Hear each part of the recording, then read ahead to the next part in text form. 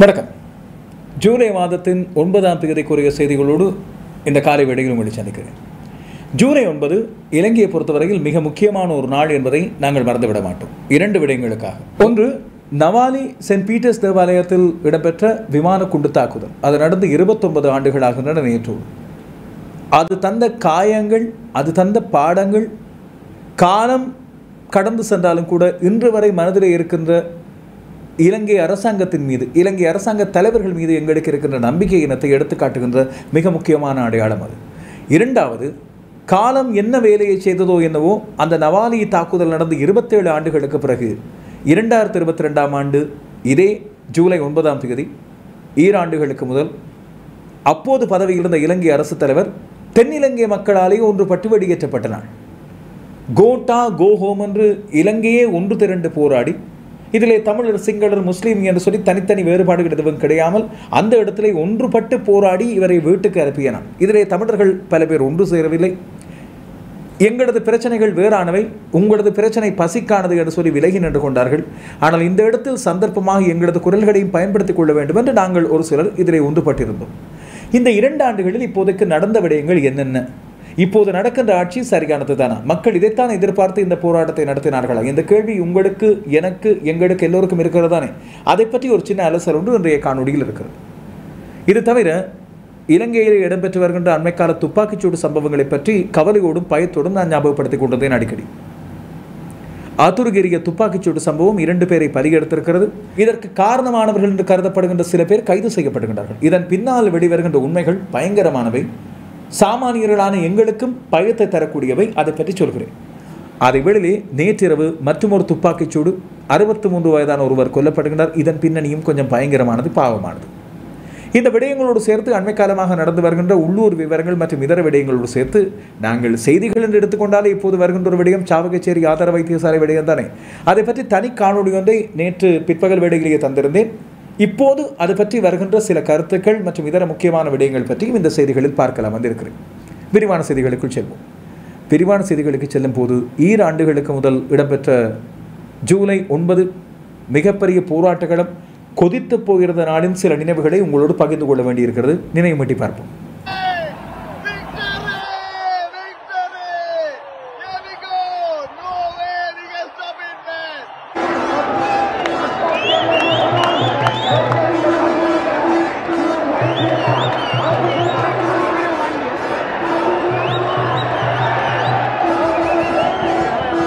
இது ஜனாதிபதி மாளிகை, ஜனாதிபதி உத்தியோகபூர்வ வாசஸ்தலம். ஆனால் அநேகமான ஜனாதிபதிகள் இதை பயன்படுத்தியது மிக மிக குறைவு.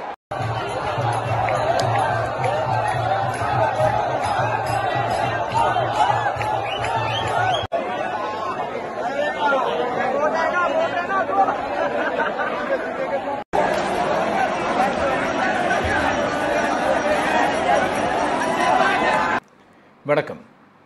இலங்கையின் வரலாற்றில் இனி இந்த ஜூலை 9 ஒரு முக்கியமான தேதியாக குறிக்கப்படும். இலங்கை பல்வேறு அரசியல் முக்கியமான நிகழ்வுகளை கண்ட தினங்கள் ஒவ்வொன்றும் இலங்கை மக்கள் மனதில் ஒன்று மறக்க முடியாத வடுவை தந்திருக்கும், இல்லாவிட்டால் நெகிழ்ச்சியான ஒரு தன்மையை கொண்டு வந்திருக்கும். இந்த ஜூலை 9 மக்களது போராட்டத்தின் காரணமாக ஒரு மாபெரும் அரசாங்க மாற்றத்தை நிகழ்த்திய ஒரு நாளாக பதிவாக போகிறது என்று நம்பியிருப்போம். இந்த நாளில் மக்கள் எதிர்பார்த்த மிக முக்கியமான விடயம், மாலை அளவில் இல்லாவிட்டால் இரவு ஒரு பிரேக்கிங் நியூஸ் மூலமாக ஜனாதிபதி பதவியிலிருந்து விலகினார், அவரோடு பிரதமரும் பதவியிலிருந்து விலகினார் என்ற செய்தி எதிர்பார்ப்பு. ஆனால் பதவி விலகல்கள் 3 நிகழ்ந்திருக்கின்றன. இன்னும் ஒரு பதவி விலகல் பற்றிய அறிவித்தல் ஜனாதிபதியிடமிருந்து வெளியாகி இருக்கின்றது. ஆனால் இன்றைய தேதியில் அல்ல, ஜூலை 9 அல்ல, ஜூலை 13ஆம் தேதி விலகுவேன் என்று சொல்லி அவர் அறிவித்திருக்கிறார். பிரதமர் ரணில் விக்ரமசிங்க விலகுவேன், ஆனால் இப்போது இல்லை என்று சொல்லி குறிப்பிடுகிறார். அவர் முதலில் விலக மாட்டேன் என்று அறிவித்திருந்தார். அதற்கு பிறகு விலகுவதாக சொல்லியிருந்தார். தான் விலகி அனைத்து கட்சிகளையும் கொண்டு அரசாங்கம் ஒன்றுக்கு வழிவிடுவதாக சொல்லியிருந்தார். மீண்டும் அனைத்து கட்சி கொண்ட அரசாங்கம் ஒன்று அமைக்கப்பட்டால் தான் பதவி விலகுவதாக சொல்லியிருக்கிறார். இப்படி இருக்கும்போது ரணில் விக்ரமசிங்கவின் தனிப்பட்ட இல்லம், அவருக்கு சொந்தமான அவரது வீடு தீப்பற்றி எரிந்து கொண்டிருந்தது. இப்போதும் அணைக்கப்பட்டிருக்குமோ தெரியாது. காரணம், அவ்வளவு பெரிய தீ கொழுந்து விட்டு எரிந்து கொண்டிருந்தது. 3 பதவி விலகல்களை பற்றி சொல்லியிருந்தேன். மக்களது போராட்ட வெற்றி, மக்களால் கைப்பற்றப்பட்ட ஜனாதிபதி இல்லம், ஜனாதிபதி செயலகம், பிரதமருக்கு சொந்தமான அவரது உத்தியோகபூர்வ வாசஸ்தலமான அலரி மாளிகை பற்றியெல்லாம் நாங்கள் புலகாங்கிதப்பட்டு கொண்டிருக்கும் போது பல ஊடகங்களால் கவனிக்கப்படாத, மக்களால் பெரிதாக நோக்கப்படாத ஒரு விடயத்தை நாங்கள் பார்க்க வேண்டும். 9ஆம் தேதி இன்று காலை போலீசாரோடும் படையினரோடும் இடம்பெற்ற மோதல் சம்பவங்கள், இந்த தடுப்பு வேலிகளை உடைத்துக்கொண்டு மக்கள் புக முற்பட்ட வேளையில் அவர்கள் மீது நடத்தப்பட்ட கண்ணீர் புகை தாக்குதல், தண்ணீர் தாரை தாக்குதலை பற்றித்தான் பெரிதாக வெளியே செய்திகள் வெளிவந்திருந்தன. ஆனால் அவர்கள் மீது துப்பாக்கிச் சூடுகளும் நடத்தப்பட்டிருக்கின்றன. இதன் காரணமாக 2 பேர் இதுவரை பலியானதாக செய்திகள் வெளியாகி இருக்கின்றன. தேசிய வைத்தியசாலையில் இன்னும் 40க்கும் மேற்பட்டோர் அனுமதிக்கப்பட்டிருக்கிறார்கள். அவர்களில் 2 அல்லது 3 பேர் போலீஸ், மற்றவர்கள் பொதுமக்கள். இது மட்டுமல்லாமல் இன்னமும் தாக்குதலுக்குண்டான 2 ஆண்டுகளுக்கு முதல் இப்படியெல்லாம் சம்பவங்கள் நடந்திருக்கின்றன. மக்களது ஒன்றுபட்ட முற்றுகையின் அடிப்படையில் கோட்டா கோகம என்று கோட்டாபய ராஜபக்ச மற்றும் ராஜபக்சகளை வெளியேற்ற திரண்டிருந்த அந்த மக்கள் தங்களுடைய ஆர்ப்பாட்டத்தின் விளைவாக பல்வேறு கட்டடங்களை கைப்பற்ற ஆரம்பித்த நாள் இந்த ஜூலை மாதம் 9ஆம் தேதி. குறிப்பாக ஜனாதிபதி செயலகம் என்று அழைக்கப்படுகின்ற பழைய நாடாளுமன்ற கட்டிடம் விழுந்தது, ஜனாதிபதி மாளிகை விழுந்தது. இதுபோல இப்போதைய ஜனாதிபதியாக இருக்கின்ற அப்போது பிரதமராக இருந்த ரணில் விக்ரமசிங்கவின் தனிப்பட்ட இல்லமும் தீயிட்டரிக்கப்பட்டது. இதன் பின்னால் எக்கச்சக்கமான சந்தேகங்கள் இருக்கின்றன. கன்ஸ்பிரசி தியரி என்று சொல்லப்படுகின்ற சந்தேகத்துக்கிடமான பல்வேறு விடயங்கள் இதன் பின்னால் இருப்பது உண்மை. எப்படி இந்த ஆட்சி அப்படி தானாக மாறிப்போனது, என்னென்ன விடயங்கள் இப்படியெல்லாம் நடந்தன என்று நாங்கள் இன்று வரை யோசித்துக் கொண்டே இருக்கிறோம். காலம் இவ்வளவு சீக்கிரமாக மாறிப்போடுது. ஆனால் மக்கள் நினைத்த ஒரு விடயத்தை செய்து காட்டியிருந்தார்கள். ஊழல் அரசியல்வாதிகள் ஓடோட விரட்டப்படுவது ஒன்றுபட்ட மக்களின் திரட்சியால் நடக்கும் என்று சொல்லி அவர்கள் காட்டியிருந்தார்கள். அந்த செய்தியிலே 2 ஆண்டுகளுக்கு முதல் இரவு நான் கவலையோடு சொன்ன ஒரு விடயம், அதிகாலை வேளையில் இடம்பெற்ற துப்பாக்கிச்சூடு சம்பவம் பற்றி அப்போது பெரிய அளவில் ஊடகங்கள் கவனிக்கவில்லை. காரணம், அதைவிட பிரதானமாக இருந்தது கோட்டாபய ராஜபக்சவை பதவியை விட்டு அனுப்புவது. இதன் காரணமாக கவனிக்கப்படாமல் இருந்த அந்த விடயத்தில் 2 பேர் பலியாகி இருந்தார்கள். கோ ஹோம் கோட்டா என்று இடம்பெற்ற அந்த போராட்டம் பல்வேறு இடங்களில் ஊழல் அரசியல்வாதிகளை வெளியே அனுப்புவது அவர்களை ஏற்றுக்கொள்ள முடியாது. ஜனாதிபதியாக இப்போது இருக்கின்ற அப்போது பிரதமராக இருந்த ரணில் விக்ரமசிங்கவின் பதவி விலகலும் கோரப்பட்ட அந்த போராட்டத்திலே 10க்கும் மேற்பட்டோர் கொல்லப்பட்டிருந்தார்கள். அவ்வளவு பேரை பலி கொடுத்து தான் இந்த போராட்டம் வெற்றி கொள்ளப்பட்டது. ஆனால் இதிலே நடந்த மிக முக்கியமான விடயமாக நாங்கள் கருதுவது, தலைமைத்துவம் இல்லாத ஒரு போராட்டமாக இடம்பெற்ற இந்த போராட்டம் என்ற காரணத்தால் ஆரம்பத்திலேயே ஜனநாயகவாதிகள் சில பேர் இதற்கு எதிர்ப்பு தெரிவித்திருந்தார்கள். யாரும் தலைமை தாங்காமல் நடத்துகின்ற இந்த போராட்டம் இறுதியாக சிதறுண்டு போகும் என்று. அதே போல நிலை ஒன்று நடந்தது. ஆனால் அன்றைய நாளில் இடம்பெற்ற இன்னும் ஒரு சில சம்பவங்களையும் தொகுத்து நான் பகுதி 2ஆக அன்று இன்னும் ஒரு செய்தியை தந்திருந்தேன். அதையும் கொஞ்சம் நாங்கள் அவதானித்து பார்ப்பது முக்கியம் என்று நம்புகிறேன்.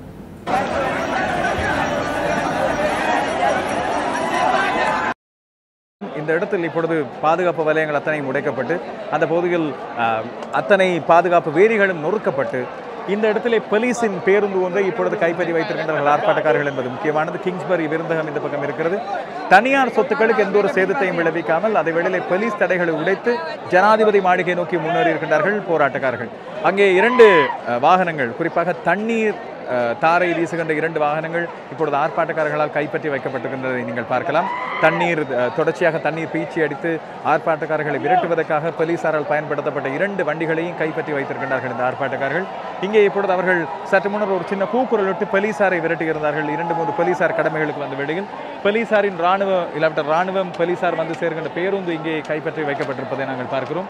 இந்த பகுதி வழியாக நாங்கள் நடந்து போனால் ஜனாதிபதி மாளிகைக்கு போகலாம். ஜனாதிபதி மாளிகையும் இப்பொழுது போராட்டக்காரர்களால் கைப்பற்றி வைக்கப்பட்டிருப்பதை நாங்கள் அறிகிறோம். இது மட்டுமில்லாமல் ஜனாதிபதி செயலகம் பழைய பாராளுமன்ற தொகுதியிலும் இப்பொழுது ஆர்ப்பாட்டக்காரர்கள் ஆயிரக்கணக்கான உள்ளே புகுந்திருப்பதை நாங்கள் இங்கே பார்த்திருக்கிறோம். இப்போது மீண்டும் ஒரு கூக்குரல் அவதானிப்பீர்கள். போலீசார் தங்களது கடமைகளை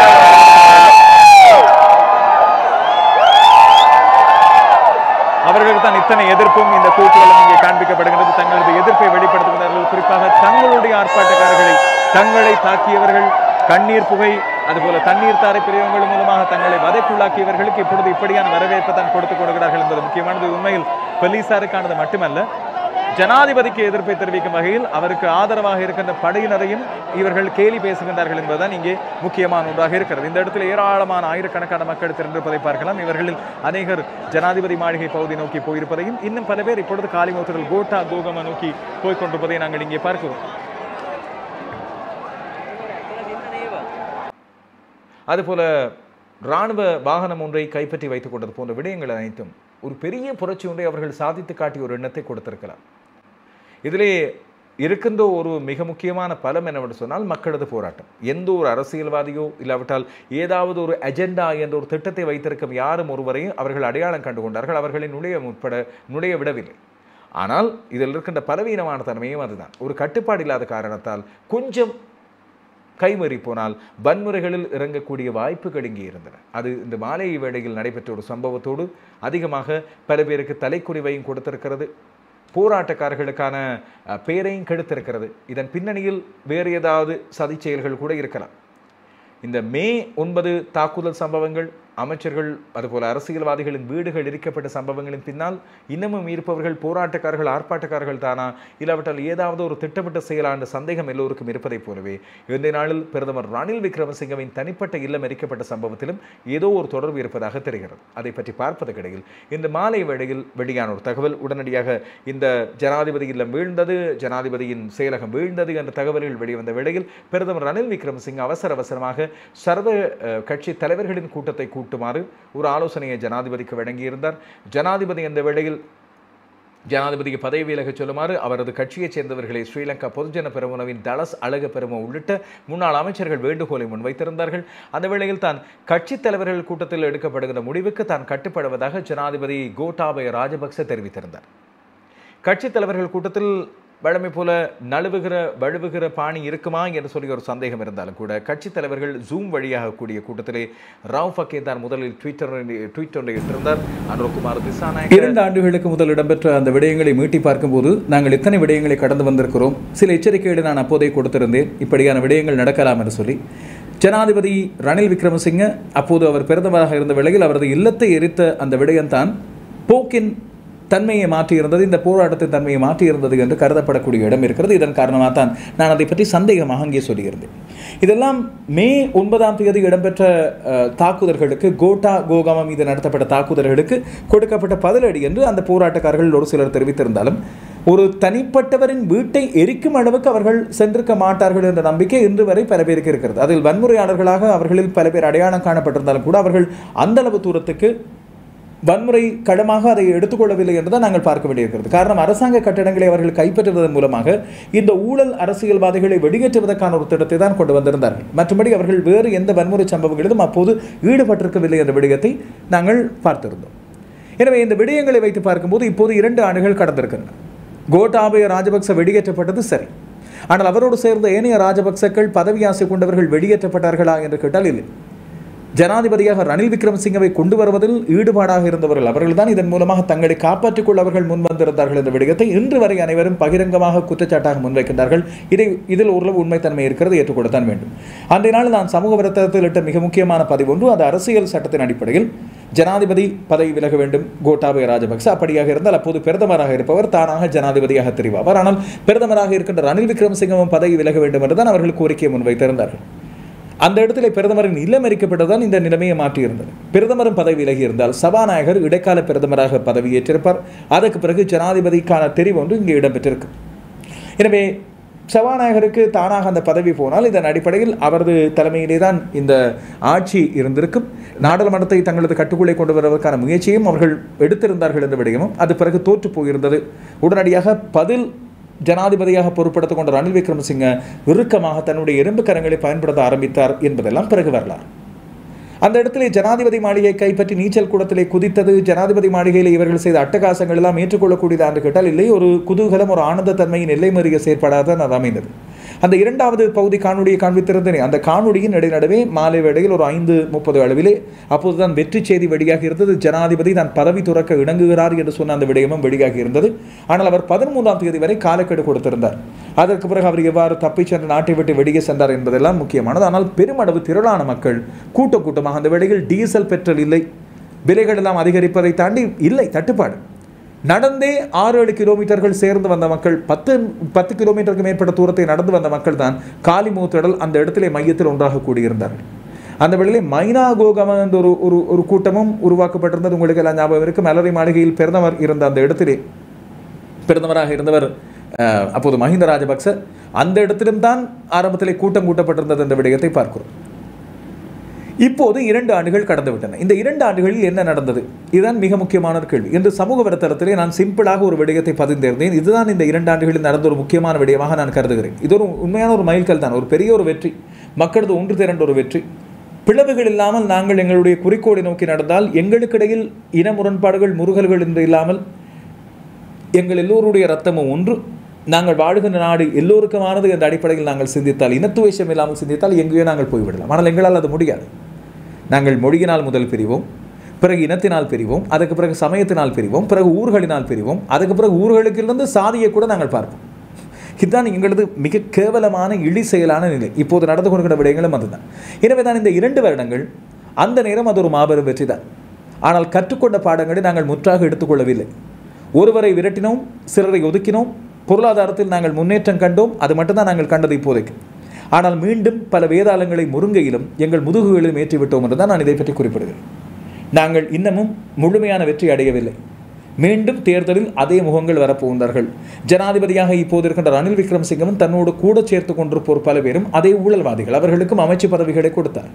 ஜனாதிபதி ரணில் விக்ரமசிங்கவின் ஆட்சியிலும் ஒரு ஊழல்வாதியாக அடையாளம் காணப்பட்டு பல்வேறு குற்றங்கள் சுமத்தப்பட்ட கெஹலிய ரம்புக்வெல்ல அமைச்சரவை பேச்சாளராகவும் சுகாதார அமைச்சராகவும் இருந்தார். இப்போது அவர் சிறை அடைக்கப்பட்டுகிறார். அவர் மீது ஊழலுக்கு மேல் ஊழல் குற்றச்சாட்டுகள், அவரோடு சம்பந்தப்பட்ட மருந்து மாஃபியான்னு சொல்லப்படுகிற விடயத்தை இப்பொழுது வடக்கிலும் அடையாளம் காட்டுகின்றார்கள் நம்ம அவர்கள். எனவே நாங்கள் இன்னும் பாடத்தை முழுமையாக கற்றுக்கொள்ளவில்லை. ஆனால் ஜனாதிபதி ரணில் விக்ரமசிங்க இப்போது பதவியேற்றிருப்பது சரியா, அவர் நடத்துகின்ற ஆட்சி முறை சரியானதா என்று கேட்டால் அதற்கு ஒரு முக்கியமான விடயம், இந்த 2 ஆண்டுகளில் ஜனாதிபதி ரணில் விக்ரமசிங்க என்னென்ன செய்தார் என்று நாங்கள் ஒப்பிட வேண்டியிருக்கிறது. அவர் பதவியேற்றுக் கொண்டது கடந்த ஜூலை மாதம், ஒரு ஜூன் மாதம் என்று வைத்துக்கொள்ளும். அந்த ஜூன் 2022 இந்த 2 ஆண்டுகளில் 2024ஆம் ஆண்டு வரையான காலப்பகுதியில் என்னென்ன விடயங்கள் முன்னேற்றம் கண்டிருந்தன, எப்படியான மாறுபாடுகள் இடம்பெற்றிருக்கின்றன, எப்படியான முன்னேற்றங்கள் காணப்பட்டுகின்றன என்று நண்பர் சுதர்ஷன் சுப்பிரமணியன் சமூக வலைத்தளத்தினூடாக ஒரு ஆய்வு ஒன்றை செய்திருந்தார். இது மிக திருத்தமான பொருத்தமான விடயமாக இருந்தது, பொருளாதார அடிப்படையில் மட்டும். எனவே இதை உங்களுக்காக தர வேண்டும் என்று யோசித்தேன். எப்படி எங்களிடமிருந்த வெளிநாட்டு கையிருப்பு முன்னேற்றம் கண்டுகிறது, கிட்டத்தட்ட 3 மடங்கு முன்னேறி இருக்கிறது. வெளிநாட்டு கடன்களை நாங்கள் இப்பொழுது செலுத்தி இருக்கிறோம். அதுபோல் SOE ப்ராஃபிட் என்று சொல்லப்படுகின்ற எங்களுக்கான இப்பொழுது முன்னேற்றம் காணக்கூடிய லாபத்தொகை இப்பொழுது முன்னேறி இருக்கிறது. மறைப்பெருமானத்திலிருந்து நேர்பெருமானத்துக்கு வந்திருக்கிறது. இது மட்டுமில்லாமல் அமெரிக்க டாலரின் பெறுமதி கிட்டத்தட்ட 400 ரூபாயை கூட எட்டி கொண்டிருந்த அந்த பெறுமதி இப்பொழுது 300 ரூபாய் மட்டத்துக்கு வந்திருக்கிறது. பெரிய அளவில் மாற்றமில்லை. பணவீக்கம் குறைந்திருக்கிறது போன்ற பல்வேறு விடயங்களில் நாங்கள் முன்னேற்றம் கண்டுக்கிறோம். இதிலே ஜனாதிபதி ரணில் விக்ரமசிங்க இன்னும் செய்ய தவறிய விடயங்கள் ஏராளமாக இருக்கின்றன. உள்நாட்டு உற்பத்தியை அவர் இன்னும் முன்னேற்றவில்லை. இன்னமும் எங்களுக்கு வந்து கொண்டிருக்கிறது, நீங்கள் கவனித்து பார்த்தால் தெரியும், வெளிநாட்டு ஊழியர்கள் இல்லாவிட்டால் வெளிநாட்டிலிருந்து எங்களுக்கு உழைத்து அனுப்புவோர் பணமும் சுற்றுலாத்துறையும் தான் எங்களுக்கு அதிகமான பண வருவாயை தந்து கொண்டிருக்கிறது. இன்னும் உள்நாட்டு உற்பத்திகள், உள்நாட்டிலே நாங்கள் செய்யக்கூடிய இன்னும் எங்களை சுயதொழில் மூலமாக முன்னேற்றக்கூடிய விடயங்கள், தன்னிறைவு காணக்கூடிய விடயங்களில் அவர் இன்னும் சரியான முறையில் செயற்படவில்லை. ஆனால் இந்த 2 ஆண்டுகளில் வேறு யாரும் இதை செய்திருக்க முடியாது என்பதுதான் முக்கியமானது. இதை சொல்லும் போது பல பேர் ரணில் விக்ரமசிங்கவின் ஆதரவாளராக என்னை பார்த்து கேட்கக்கூடும். ஆனால் உறுதியாக சொல்கிறேன், இவரை விட வேறு எந்த யாராலும் வந்து இந்த 2 வருடங்களில் இதை செய்து காட்டியிருக்க முடியாது. இனி இப்போது இவருக்கு போட்டியாக இருக்க போகின்ற பலரும் கூட அதிலே தங்களை உறுதியாக மக்கள் மத்தியில் நிரூபிக்கவில்லை. எங்களுக்கு எனவே தெரியாத பேயை விட தெரிந்த பிசாசு பரவாயில்லை என்று சொல்கின்ற பழமொழியை தான் நாங்கள் இப்பொழுது வைத்துக் கொள்ள வேண்டியிருக்கிறது. வருத்தப்படக்கூடிய ஒரு விடயம் தான். காரணம், இவருக்கு மாற்றாக ஒருவரை நாங்கள் தெரிவு செய்ய வேண்டும் என்று பார்த்தால் கண்ணு கட்டிய தூரத்தில் அப்படி பொருத்தமானவர் கிடையாது. ஒரு சின்ன நம்பிக்கையில் பல பேர் தேசிய மக்கள் சக்தியின் அனுரகுமார் திசாநாயக்கவையும் சில பேர் சஜித் பிரேமதாசவையும் குறிப்பிடுகிறார். மறுபக்கம் இந்த அறகலைய என்று அழைக்கப்படுகின்ற மக்கள் போராட்டம் மூலமாக நடந்த உண்மையான விடயம் என்ன என்று கேட்டால், ஒரு பக்கம் அரசியல்வாதிகளுக்கு ஒரு பயம் இருக்கிறது. மீண்டும் ஒரு தடவை எப்போது வேண்டுமானாலும் இந்த அறகலையை போன்ற ஒரு மக்கள் போராட்டம், தன்னடிச்சு போராட்டம் வெடிக்கலாம். ஆனால் அவர்களுக்கு ஜனாதிபதி ரணில் விக்ரமசிங்க மீது அதைவிட நம்பிக்கை இருக்கிறது. இவர் இருந்தால் அடக்குவார், மற்றவர்களும் பயப்படுவார்கள். இவர் மட்டும் மற்றவர்களது விமர்சனங்களை பற்றி பயப்படாமல் இரும்பு கரம் கொண்டு அடக்குகிறார். கோட்டாவினால் கூட முடியாத விடயத்தை இவர் செய்திருந்தார். மறுபக்கம் இந்த அறகலையாவில் போராடிய போராளிகள் இல்லாவிட்டால் மக்கள் போராளிகள் என்று சொல்லப்படுகின்ற அந்த தன்னெழுச்சியாக செயற்பட இளைஞர்கள் இப்போது என்ன செய்கின்றார்கள்? அவர்களும் தேர்தலில் இம்முறை போட்டியிடுகின்றார்கள். மக்கள் போராட்ட முன்னணி, பீப்புள் ஸ்ட்ரகிள் அலையன்ஸ் என்று சொல்லி அதுக்கு பெயரிட்டுகின்றார்கள். மக்கள் மத்தியில் தாங்கள் என்று அவர்களது போராட்டங்கள், அவர்கள் சொல்கின்ற விடயங்கள், 3 மொழியையும் அவர்கள் கையாளுகின்ற விடயங்கள், எல்லா மக்களது பிரச்சனையும் உள்வாங்கிக் கொள்கிறோம் என்று சொல்கிற விடயங்கள் நம்பிக்கை தரக்கூடியவையாக இருக்கின்றன. அவர்கள் இதுவரை காலமும் பெரிய அளவில் குற்றம் சுமத்தப்படாத, ஓரளவுக்கு அரசியலுக்கு புதியவர்கள், ஊழல் இல்லாதவர்கள், சுத்தமான கரங்கள் உடையவர்கள் என்று கருதப்படக்கூடியவர்கள். ஆனால் அவர்களது கூட்டங்கள், மக்களை திரட்டுகின்ற நடவடிக்கைகளை பார்க்கும்போது எனக்கு ஏனோ இந்த JVP ஆரம்பித்த ஒரு காலம் தான் ஞாபகம் வருகிறது. அவர்கள் மீது எவ்வளவு தூரம் தொடர்ச்சியாக நம்பிக்கை தெரிவிக்கலாம் என்று சொல்ல முடியவில்லை. அவர்கள் மக்களுக்காக குரல் எழுப்பியிருக்கின்றார்கள். அந்த போராட்டத்தை சரியான முறையில் நடத்தி முடித்தார்கள். இறுதி நேரத்தில் தங்கள் கட்டுப்பாட்டில் அது இல்லாமல் போனது என்பதையும் அவர்கள் சொல்கின்றார்கள். அவர்களிடம் தெளிவான கொள்கை ஒன்று இருப்பதாக இப்போது தெரிகிறது. ஆனால் இவர்கள் மீது மக்கள் எவ்வளவு தூரம் நம்பிக்கை வைப்பார்கள், இம்முறை இவர்களால் எத்தனை மாற்றங்களை கொண்டு வர முடியும் என்ற கேள்வி ஒரு முக்கியமானது. இந்த விடயத்தை இங்கே வைத்து பார்க்கும்போது தான் இவர்கள் மீது மக்கள் பெரிய அளவில் நம்பிக்கை வைக்காத இதே சூழலை போலத்தான் இப்பொழுது சாவகச்சேரி வைத்தியசாலை விடயத்திலே ஒரு கதாநாயகனாக வெளியே வந்து தனித்து நின்று போராடும் ஒருவராக இப்பொழுது காண்பிக்கப்படுகின்ற வைத்தியர் ராமநாதன் அர்ச்சுனா பற்றியும் சொல்ல வேண்டியிருக்கிறது. அவரையும் இப்போது ஒரு அரசியல் கதாநாயகனாக்குகின்ற முயற்சிகள், தனிநபர் மீது அவ்வளவு போராட்டத்தையும் சுமத்தி ஒரு பக்கம் அவர்தான் அடுத்த மீட்பர் என்று காட்டப்படுகின்ற ஒரு முயற்சிகளை பற்றி பார்க்கிறோம். இதற்கு ஒரு பக்கம் எதிர்ப்பும் இருக்கிறது, இன்னொரு பக்கம் வேறு யாரும் இல்லை, இப்படியான ஒருவர் தானே போராடுகிறார் வெளிப்படையாக என்று அவரது சுயநலமற்ற போராட்டம் என்று அதை குறிப்பிடுவோரும் இருக்கின்றனர். மறுபக்கம் வைத்தியர்கள் இன்னும் இது ஒரு சிஸ்டம் சேஞ்சாக இதை கருத முடியாது, மாறாக உள்ளே இருக்கின்ற விடயங்களை இவர் வெளியே கொண்டு வந்திருக்கிறார் தவிர இவராலும் இதை மாற்ற முடியாது. அதேவேளை இவர் எல்லா வைத்தியர்களையும் ஒட்டுமொத்தமாக குறை சொல்லிவிட்டார் என்று வைத்தியர்கள் ஒரு பக்கம் ஒன்றாக திரண்டிருப்பதாக தெரியும். இவர் செய்த சில குற்றங்கள் இல்லாவிட்டால் இவர் செய்ததாக சொல்லப்படுகின்ற சில விடயங்களை பற்றியும் அவர்களது விமர்சனங்களும் வருகின்றன. எங்களிடமுள்ள ஒரு பெரிய பலவீனம், ஒரு முக்கியமான விடயம் உண்மைதான். மக்களுக்காக போராடுகின்ற ஒருவராக உடனடியாக ஒருவர் தெரிவு செய்யப்பட்டவுடன் அவரை பற்றி அவரிடமே முழு பொறுப்பையும் இங்கே சுமத்திவிட்டு மக்கள் தாங்களாக ஒதுங்கிக் கொள்கிறார்கள் என்று இதை சொன்னது நான் அல்ல. எங்களுக்கெல்லாம் மிக முக்கியமான ஒரு வழிகாட்டியாக இருந்த ஒரு பெரியவர், இல்லாவிட்டால் எங்களையெல்லாம் சரியான முறையில் வழிநடத்திய ஒருவர், மேதகு தமிழர் விடுதலை புலிகளின் தேசிய தலைவராக இருந்த வேலுப்பிள்ளை பிரபாகரன், அவர் சொல்லுவார், தமிழ் மக்களுக்கு ஒரு பெரிய பலவீனம் இருக்கிறது.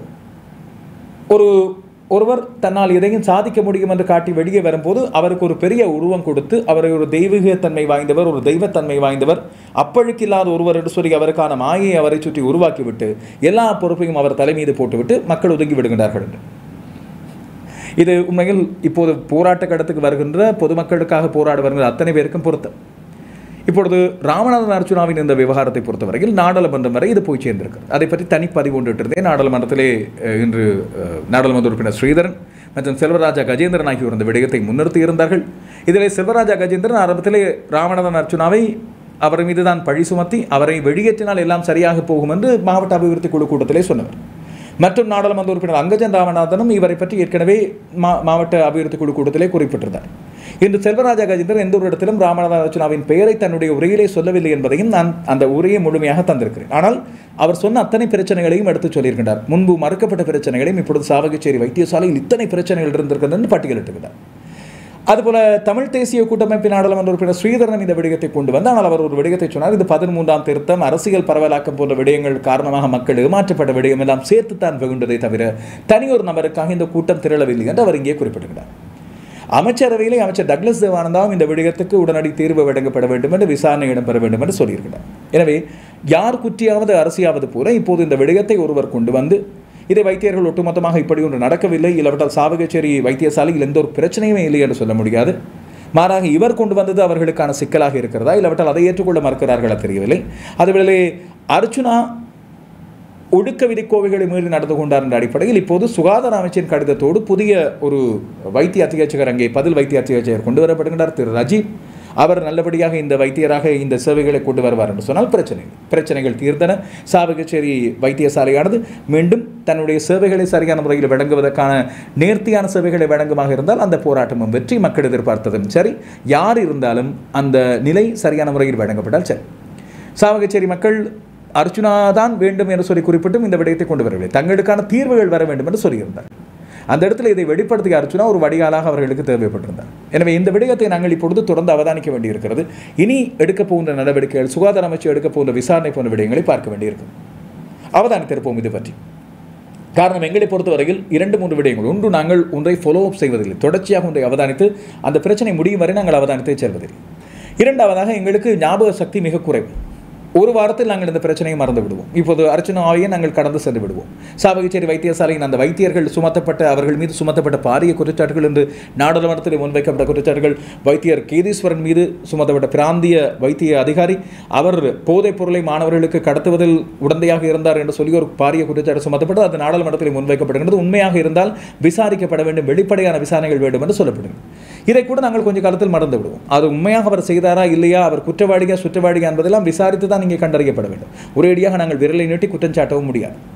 இப்படி இருக்கின்ற சூழ்நிலையில் நாங்கள் மறக்கவே முடியாத ஒரு சில விடயங்களும் எங்களது காலத்தில் எங்களுக்கு கண்ணீரை தந்தவையாக, இன்னமும் அதனால் பாதிக்கப்பட்டவர்களுக்கு எப்போது நினைத்தாலும் மனதில் தாங்க முடியாத வேதனையை தந்ததாக பல நிகழ்வுகள் இருக்கும். அப்படியான ஒன்றுதான் யாழ்ப்பாணம் நவாலி சென்ட் பீட்டர்ஸ் தேவாலயம் மீதான விமான தாக்குதல். 29 ஆண்டுகளுக்கு முதல் இடம்பெற்ற இந்த தாக்குதல், அப்போது சந்திரிகா பண்டாரநாயக்க குமாரதுங்க அரசு தலைவராக இருந்தார். அவர் உடனடியாக இதை பற்றி ஒரு விமான தாக்குதல் தேவாலயத்தின் மீது நிகழ்த்தப்பட்டுகின்றது, இதன் மூலமாக 147 பேர் கொல்லப்பட்டிருந்தார்கள் என்ற விடயத்தை உடனடியாக மறைத்திருந்தார். செஞ்சிலுவை சங்கம் அறிவிக்கிறது இப்படித்தான் தேவாலயத்தின் மீது தாக்குதல் நடந்தது. தேவாலயம் மட்டுமல்ல, 3 விமானங்கள் தொடர்ச்சியாக நடத்திய தாக்குதல் நவாலி சென்ட் பீட்டர்ஸ் தேவாலயத்திலும் அருகே இருந்த நவாலி ஸ்ரீ கதிர்காம முருகன் ஆலயத்திலும் இடம்பெறுது. அங்கே இடம்பெயர்ந்து ஆலயங்களிலே தங்கியிருந்தால், தேவாலயங்களிலே தங்கியிருந்தால், வைத்தியசாலையிலே தங்கியிருந்தால் தாங்கள் காப்பாற்றப்படுவோம் என்று நினைத்த மக்கள் அப்படியே கொன்று குவிக்கப்பட்டார்கள், உடல் சிதறி பலியாகி இருந்தார்கள். அந்த இடத்துக்கு நான் 2-3 தடவைகள் அதற்கு பிறகு விஜயம் செய்தபோது இன்று வரை அந்த இடத்தை பார்க்கும்போதே ஒரு துயரம் பேரிடுகின்ற ஒரு இடம் என்று அதன் நிகழ்வுகள் அங்கே நினைவாக இன்றைய நாளில் இடம்பெற்றிருந்தன. இன்றைய தினம் மாலை சென்ட் பீட்டர்ஸ் தேவாலயத்திலே நினைவு கூறப்பட்டிருந்தது. பங்கு தந்தை தலைமையில் வழிபாடுகள் நடைபெற்று அதனைத் தொடர்ந்து உயிரிழந்தவர்களின் உறவினர்கள் பொதுமக்கள் மலர் தூவி சுடரேற்றி அஞ்சலி செலுத்துகின்றனர். 1995ஆம் ஆண்டு ஜூலை மாதம் 9ஆம் தேதி இடம்பெற்ற இந்த தாக்குதல் சம்பவத்தில் 13 குண்டுகள் வீசப்பட்டு குழந்தைகள், பெண்கள் என்று அடைக்கலம் புகுந்திருந்த அத்தனை பேரும் கொல்லப்பட்டிருந்தார்கள். இதை செஞ்சிலுவை சங்கம் அறிவித்த வேளையில் அப்போது ஜனாதிபதியாக இருந்த சந்திரிகா பண்டாரநாயக்க குமாரதுங்க இல்லை என்று மறுத்து தீவிரவாதிகளின் இருப்பிடம் மீதே தாக்குதல் நடத்தப்பட்டது என்று பகிரங்கமாக அறிவித்திருந்தார். கொல்லப்பட்டவர்கள் அத்தனை பேரும் தீவிரவாதிகள் என்று அறிவித்திருந்தார். எவ்வளவு பெரிய கோபம் இருந்திருக்க மக்களுக்கு. 94ஆம் ஆண்டு இவர் சமாதான தேவதையாக கருதி ஆட்சிக்கு கொண்டு வரப்பட்டவர். இன்று வரை மக்கள் அதை மன்னிக்க தயாராக இல்லை. இப்படியான விடயங்களை நாங்கள் மறப்போம், மன்னிப்போம், கடப்போம் என்று இருக்க முடியாது என்பதை வலியுறுத்ததான் இந்த விடயத்தை சொன்னேன். இப்போது இலங்கையிலே நடக்கின்ற ஏனைய விடயங்களுக்கு வருவோம். ஆத்துருகிரிய பகுதியில் இடம்பெற்ற துப்பாக்கிச்சூடு. இந்த துப்பாக்கிச்சூடு இப்போது மிக பெரிதாக பேசப்படுகின்ற ஒரு விடயமாக மாறுகின்றது. இது பற்றி வெளிவருகின்ற பின்னணி தகவல்கள் மிக பயங்கரமான விடயங்களாக இப்பொழுது மாறியிருக்கின்றன. 10 லட்சம் ரூபாய் ஒப்பந்தம் வழங்கப்பட்டு செய்யப்பட்ட ஒரு கொலை என்பதுதான் இப்போது இது வெளியாக இருக்கின்ற விடயம். இந்த கொலை தாக்குதலுக்கு துபாயிலிருந்து 10 லட்சம் ரூபாய் ஒப்பந்தம் வழங்கப்பட்டுகின்றது. இந்த தாக்குதலுக்கு பயன்படுத்தப்பட்ட T56 ரக துப்பாக்கிகளில் பயன்படுத்தப்பட்ட குண்டுகளை பற்றி ஒரு புதிய செய்தி வெளியாக இருக்கிறது. நான் இதை பற்றி தனியாக அந்த கிளப் வசந்தவை பற்றி ஒரு தனி காணொலியோடு தந்திருந்தேன். இப்போது அந்த குண்டுகள் KPI என்று பெயர் பொறிக்கப்பட்ட கஞ்சிப்பானை இம்ரானின் குழுவினரால் நடத்தப்பட்ட தாக்குதல் என்று சொல்லப்படுகிற அந்த குண்டுகளில் பொன் முலாம், தங்க முலாம் பூசப்பட்டதாக தெரிகிறது. அவ்வளவு விசேடத்துவமாக தயாரிக்கப்பட்ட குண்டுகள் என்று சொல்லப்படுகிறது. இந்த தாக்குதலை பற்றி வெளியான வர்த்தகரான வசந்த பெர்ரா பற்றி பல்வேறு தகவல்களை பற்றி நான் சொல்லியிருந்தேன். நிறைய பேர் அதை ஆச்சரியப்பட்டு போனார்கள், அப்படியா என்று சொல்லி யோசித்திருந்தார்கள். இப்போது 2019ஆம் ஆண்டில் இடம்பெற்ற ஒரு சம்பவத்தை பற்றி புதிய தகவல்கள் போலீஸ் விசாரணைகளிலிருந்து வந்திருக்கின்றன. அதுக்கு முதல் ஒரு விடயத்தை சொல்ல வேண்டும். 6 பேர் என்று கைது செய்யப்பட்டுள்ளனர். இந்த கைது செய்யப்பட்டவர்கள் 6 பேரில் ஒருவர் அந்த பச்சை குத்துகின்ற டட்டூ சலூனை நடத்திய அதன் உரிமையாளர். அவர்தான் அழைப்பிதழ் அடித்து கூப்பிட்டிருந்தார் வசந்தவை, கிளப் வசந்தவை அழைத்திருந்தார். அவர் தனியாக வேன் ஒன்றிலிருந்து கதறி அடைகின்ற காட்சிகள் இப்பொழுது உலகமாக நடிகண்டானி என்று சொல்லி சமூக வலைத்தளங்களில் பகிரப்படும் அளவுக்கு அதிகமாக பகிரப்படுகின்றன. அவரோடு சேர்த்து இன்னும் 5 பேர் கைது செய்யப்பட்டிருந்தார். இந்த 6 பேருக்கும் வழங்கப்பட்ட மிக முக்கியமான விடயம், இந்த 6 பேர் மட்டுமல்ல, மொத்தமாக 15 பேர் இதில் ஈடுபட்டிருக்கிறார்கள் என்று சொல்லப்படுகிறது. இப்போதைக்கு 7 பேர் கைது செய்யப்படும் என்பது பின்னணி தகவலாக இங்கே இருக்கிறது. இந்த விடயத்தை பொறுத்தவரையில் அவர்கள் சரியாக குறிவைத்து அந்த தாக்குதலை நடத்தியிருக்கிறார்கள். காரில் வந்த 2 பேர் 20 செகண்ட்களுக்குள் அங்கே இருந்தவர்களை சுட்டுக் கொன்றுவிட்டு தங்களுடைய குறியான வசந்தவை கொன்றுவிட்டு தப்பிச் சென்றிருக்கிறார்கள். இப்போது துப்பாக்கிச்சூட்டு தாக்குதலுக்கு 10 போலீஸ் விசாரணை குழுக்கள் அமைக்கப்பட்டிருப்பதை பார்க்கிறோம். இப்போது இதை பற்றிய பின்னணி விடயத்தை பார்த்தால் 2019ஆம் ஆண்டு அப்போது துபாயிலே பாதாள உலக கும்பல் தலைவர்களாக இருந்த மாக்கந்திர மதுஷ் இப்போது அவர் கொல்லப்படுகிறார். கஞ்சிப்பானை இம்ரான், அதுபோல இந்த 2 பேரது நண்பராக இருந்தவர் இந்த வசந்த என்று சொல்லப்படுகிறது.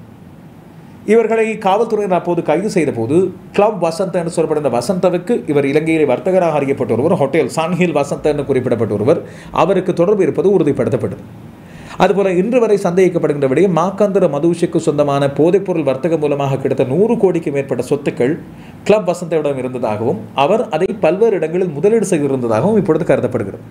கஞ்சிப்பானை இம்ரான் பல தடவைகள் இந்த பணத்தை பற்றி கேட்ட வேளையில் அவர் அதை வழங்கவில்லை. இதன் காரணமாகத்தான் இந்த பகை முற்று இருந்தது என்று சொல்லப்பட்டது.